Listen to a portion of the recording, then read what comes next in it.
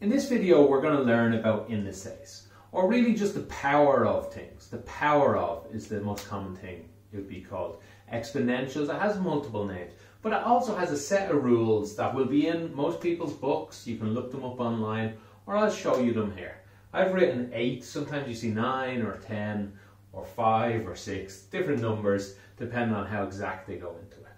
But these should keep you, this should give you more than enough knowledge, or about enough knowledge to get through. And I'll talk a little about each of them and I'll put the answers in. How we mostly understand powers though, I'd just like to remind you, it's hard to understand with letters. Remember, a letter is just a number we haven't used before. We're already used to, say, x multiplied by x squared. Let me put brackets in, I guess, when I'm multiplying. That equals x to the power of 3. We've already used that a lot, but we never talk too much about it. Remember a power. Let me pick, I guess, x to the power of 4 and x to the power of 5, and I'll use them in a lot of examples here.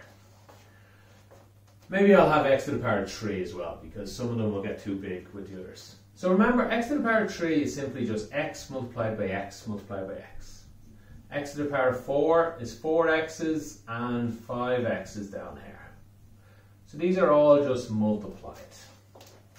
So when we multiply the two together, let's say x4 times x5, I'd like you to think about what you're getting. You're getting these 4x's multiplied by these 5x's. Well, there's a multiply between them. They already have multiplies between them. We'll use little dots to show that. Save us a bit of time. So really there's just 9 x's written out here. So this is just x to the power of 9, because there's just 9 of the x's written out.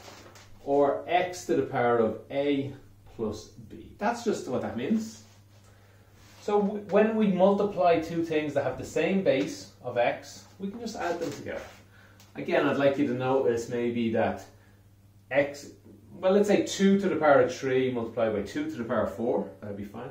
But if we had a 2 as the base here, and a 4 as a 3 maybe as the base here, we couldn't do that, because 2 times 2 times 2, 3 times 3 times 3 times 3, they don't meld together to give one number. I hope that was clear. Oh, I'm not sure if that was. Okay, dividing very similarly. Let's look at x to the power of 5 divided by x to the power of 4. Well, that would just be x over x. They just cancel. X divided by x is 1. X divided by x is 1. We just leave, in this case, would be equal to x to the power of 1. Just one x left over. Or more generally, it would be x to the power of a minus b. 5 minus 4. That's another rule. But again, these rules, you can figure them out yourself. You don't have to necessarily memorize them if you can understand where the concept comes from. Okay, so I'd love you to be pausing this video and thinking, what's the next one going to be? So x to the power of a to the power of b. Let me use someone's here. Let's say x to the power of 3 to the power of 2. I'll have to use 2, otherwise this will get too big for me. So let's remember what this is. What is, maybe I don't even need to write that. What does a square do? A square to a bracket is equal x to the power of 3, x to the power of 3. So now we're just using this rule again. X to the power of 3 to the power of 3 is 3 plus 3 is 6. So this is actually just equal to x to the power of 6. And we can try it out for a few different numbers, and we'll notice that it will always just be multiplied. 2 multiplied by 3. If this was a 3 here, there'd be 3 of these, and we'd get 9. So this just becomes x to the power of a multiplied by b, ab. X to the power of 0, that's a special case. I must look up, I did see someone describing quite well why x to the power of 0 is equal to 1. The answer, I'll write the answer here, 1. And the only thing I can think of, we can use this rule here to show x to the power of 3 divided by x to the power of 3. Well, that equals 1, definitely, because it's the same number divided by the same number. But by this rule, 3 minus 3 is 0. But anyway, for now, don't take that on. Feel free actually to look that up yourself. Ask me in the comments, tell me in the comments why this is equal to 1. Another possibility, I'm not sure, I'll have to look it up myself, I apologise for this, but it could just be an assumed number. To make indices work, this will be one of our base, an axiom for it. I don't think it is, I think it's a bit more based on something solid. But just for now, remember it, please. This does come up quite a lot. Something to the power of 0 is equal to 1. So please remember that. Again, this can be taken from this one as well. X to the power minus 1. Oh, well, no, this maybe is just more a bit of definition. This is 1 divided by x to the power of a. So when we have minus numbers, we're actually just dividing. So again, we see a minus here already and a dividing. So this is just very similar to this. Maybe this comes from this a bit. Okay, number 6. Again, this is a bit of a clearer one. We can have a look at this. Let's think of just some random numbers here. 3 well, no, let's stick with the letters. xy to the power of 3.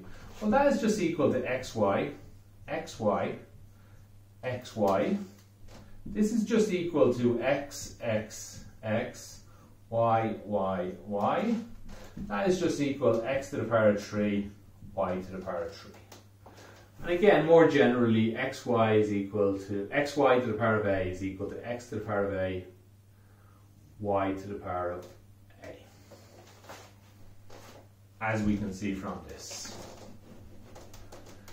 Right, and this one again, very similarly, if we use that idea I just wrote, including this idea here, well actually we don't even need this idea here. This would simply just be x to the power of a on the top, and this would just be y to the power of a. Just the same as this one really. It's just multiplied by x, x, x on the top and y, y, y on the bottom. We've been multiplying fractions like this for years now, bottom by bottom, top by top. Okay, this last one, x to the power of 1 over a. Oh yeah, this is, I was blanking a second, what the hell is this?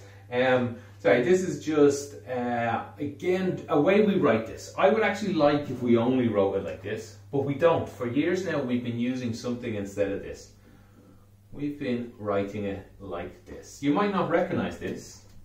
Looks like, what's this a here, this square root. This is simply, we've been doing for years, square root of 4. Whereas really what we should have been writing is 4 to the power of a half. We've even, I'm not sure, I've not done it in the class yet, but you may have been introduced to the idea of the cube root of 8. So this is asking me, there's always an invisible 2 here on a square root. This is asking me the question, what two numbers multiply to get 4? This is asking me what this is asking me what number multiplies by itself to get 4. This is asking me what number multiplies by itself 3 times to get 8. So, but we're going to start writing it like this, 1 over 3.